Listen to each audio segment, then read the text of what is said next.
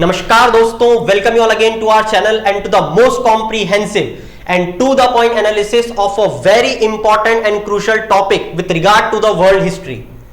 दोस्तों, आज का जो टॉपिक का डिस्कशन का टॉपिक है हमारा, वो सिर्फ क्यूबन मिसाइल क्राइसिस नहीं है, it's whole about an era. ये एक पूरे एरा को दर्शाता है, ये एक पूरे कोल्ड एरा को दर्शाता है जो कि पीरियड था 1945 से 1991 तक का। मैं बता दूं आपको कि कोल्ड वॉर का जो एरा है ये 1945 से 1991 तक का जो मैं अभी आपको बता रहा हूं, ये बेसिकली दो सुपर पावर्स की लड़ाई थी जो उन्होंने कभी नहीं लड़ी।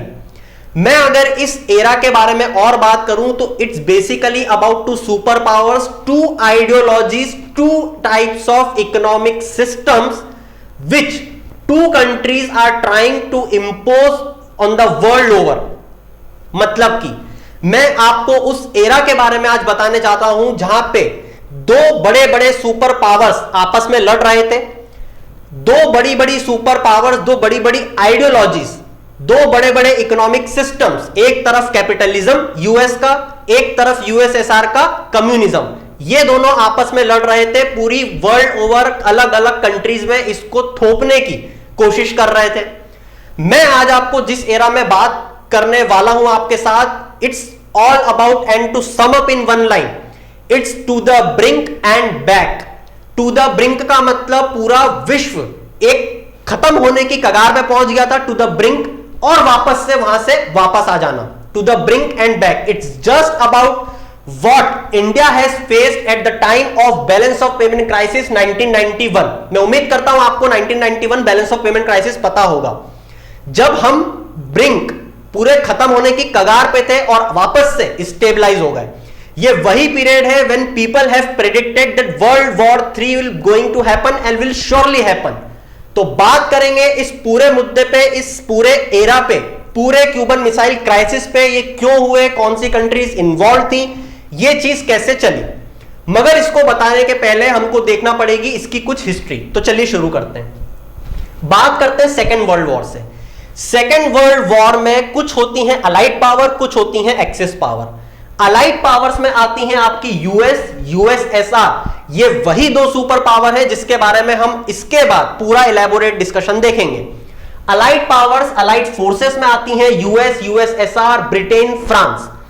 ये अलाइड फोर्सेस डिफीट कर देती हैं सेकेंड वर्ल्ड वॉर में एक्सिस पावर्स को। एक्सिस पावर्स या एक्सिस अलाइड जो नेशंस थे, एक्सिस पावर्स बोला जाता है जर्मनी, इटली और जापान को।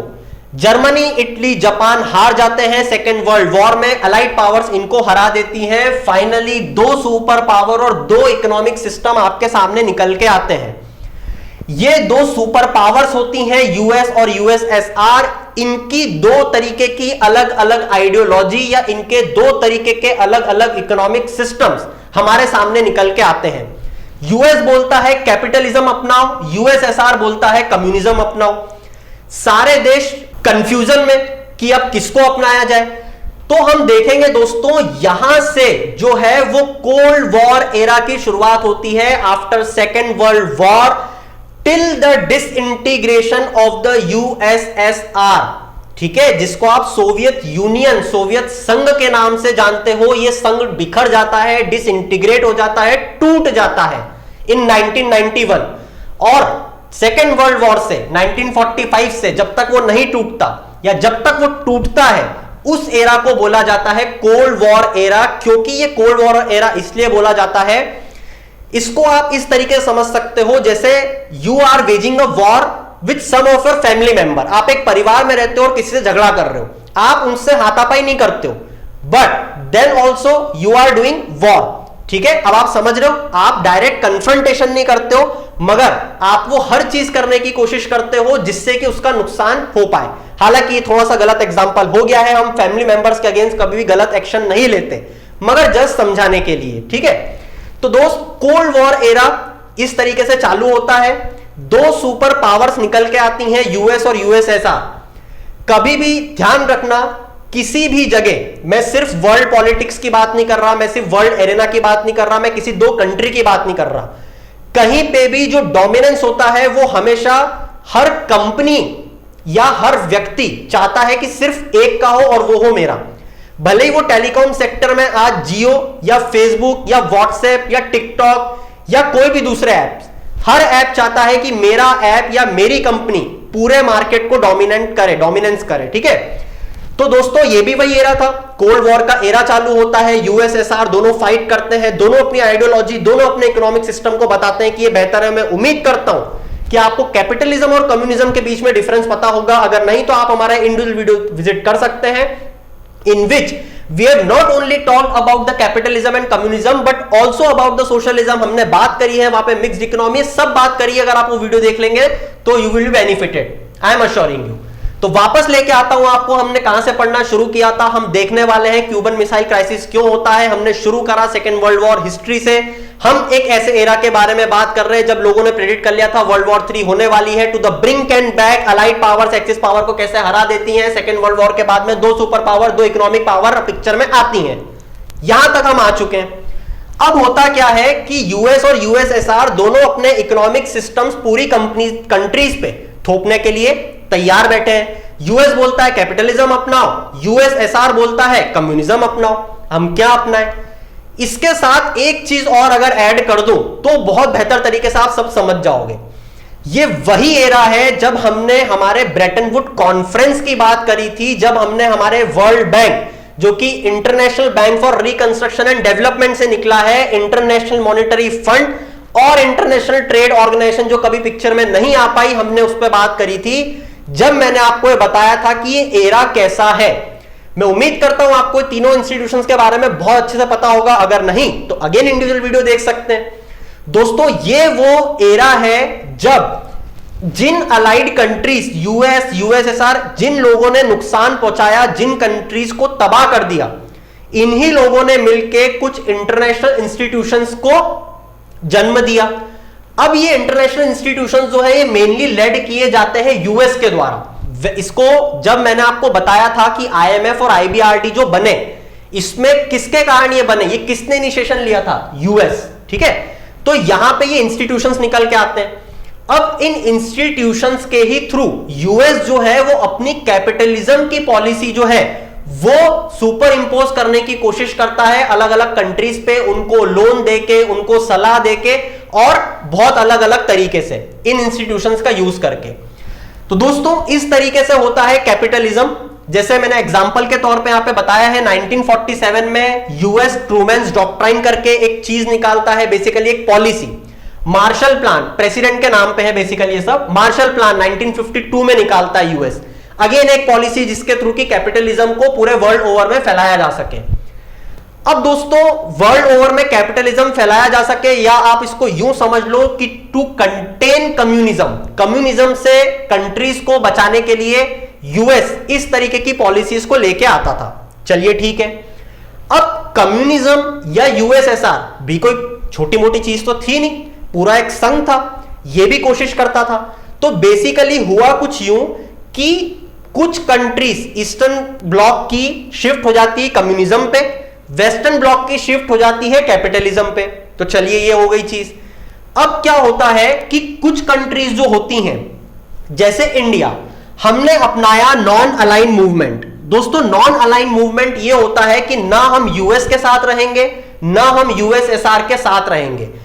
यही इंडिया की एक सबसे बड़ी गलती भी मानी जाती है, क्योंकि जब इंडो चाइना वॉर, जब हमने चाइना के साथ वॉर लड़ी तो ना हमको यूएस बचाने आया और ना यूएसएसआर, क्योंकि आपने ही लिया था कि ना हम इनका सपोर्ट करेंगे ना इनका, तो उन्होंने भी सोचा ना अब हम सपोर्ट करेंगे और ना वो।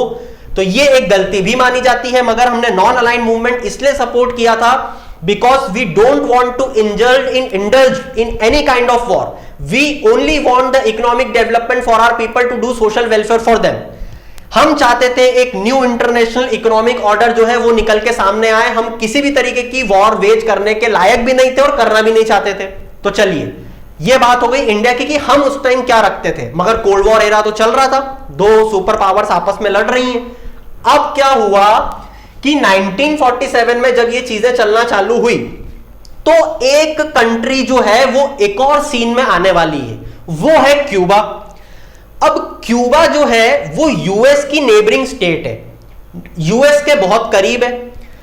यूएस, और मैं अगर ऐसा बोलूं कि थोड़ी सी आपको क्यूबा की हिस्ट्री में अगर लेके चलूं तो आपको वो भी बहुत अमेजिंग लगेगी।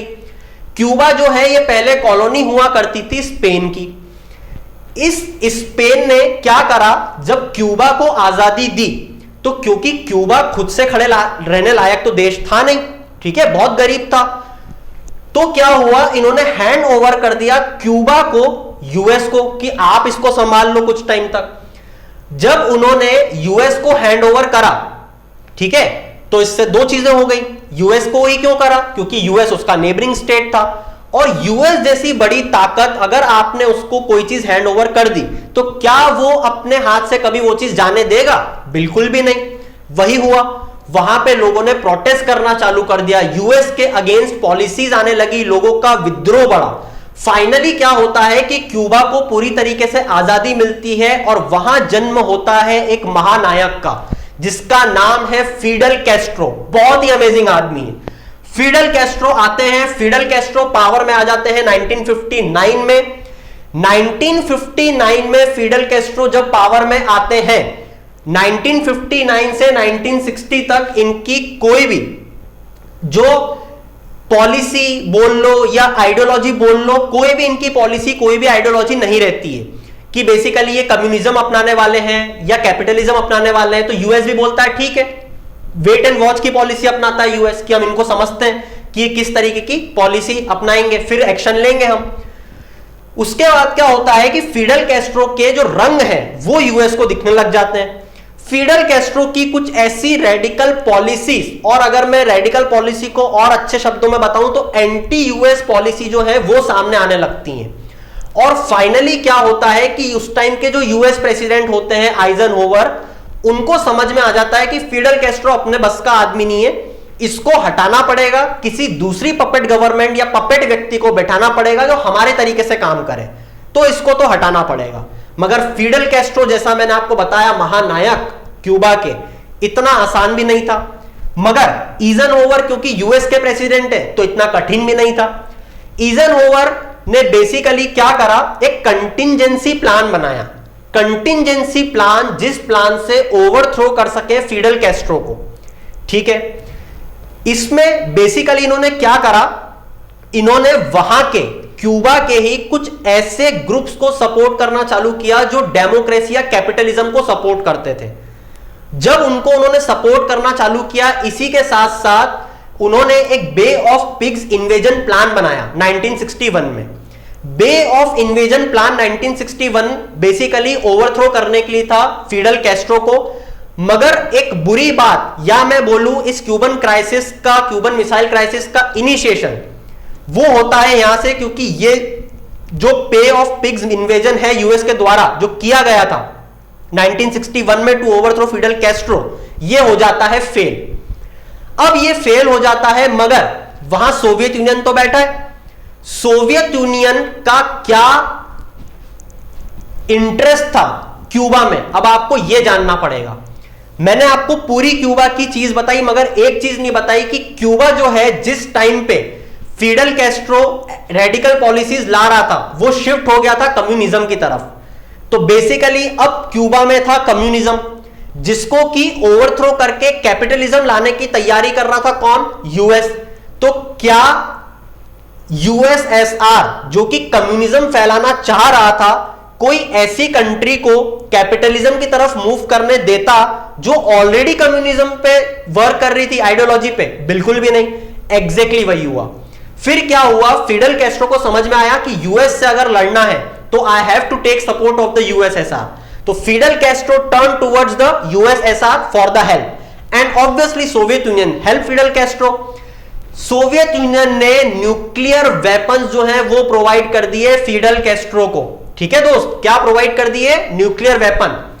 अब न्यूक्लियर वेपन यहां पे जैसे ही प्रोवाइड करे, कैनेडी एडमिनिस्ट्रेशन आ चुका है, प्रेसिडेंट बदल गए अगर आपका ध्यान हो तो, ईजनहोवर से कैनेडी आ चुके हैं, John F Kennedy. John F Kennedy आ जाते हैं। जॉन एफ कैनेडी के एडमिनिस्ट्रेशन को यह चीज पता चल जाती है, बेसिकली कुछ फ्लाइट्स वहां पे ड्रोन वोन उड़ा रहे होंगे फ्लाइट्स, उन्होंने मिसाइल सिस्टम का एस्टेब्लिशमेंट देखा, उन्होंने पकड़ लिया। कैनेडी एडमिनिस्ट्रेशन बोलता है इसको तुरंत हटाओ और we will going to destroy this all missile establishments of yours and in fact we will destroy the whole Cuba. तो ये चीज चलती है, टसल चालू हो जाती है यूएस और यूएसएसआर के बीच में। कोल्ड वॉर एरा तो ऑलरेडी चल रहा था, ये अलग एक नई चीज चालू हो जाती है। बेसिकली फिर क्या होता है कि यहां पे नेवल ब्लॉकेड जो है वो करने लग जाता है यूएस। इस नेवल ब्लॉकेड को आप इस तरीके से, जैसे आज भी जो हम पढ़ रहे हैं, जो चाइना साउथ चाइना सी में करने की कोशिश करता है, ठीक है, जिसको कैबेज स्ट्रेटेजी बोलते हैं, इस तरीके की कुछ स्ट्रेटेजीज यहां पे कैनेडियन एडमिनिस्ट्रेशन अपनाने लग जाता है। नेवल ब्लॉकेड, किसका नेवल ब्लॉकेड? यूएस की कोई शिप अब क्यूबा में नहीं आ सकती। साथ ही साथ यह भी हिदायत दे दी गई कि सारे मिसाइल सिस्टम हटा लो, नहीं तो हम हटा देंगे।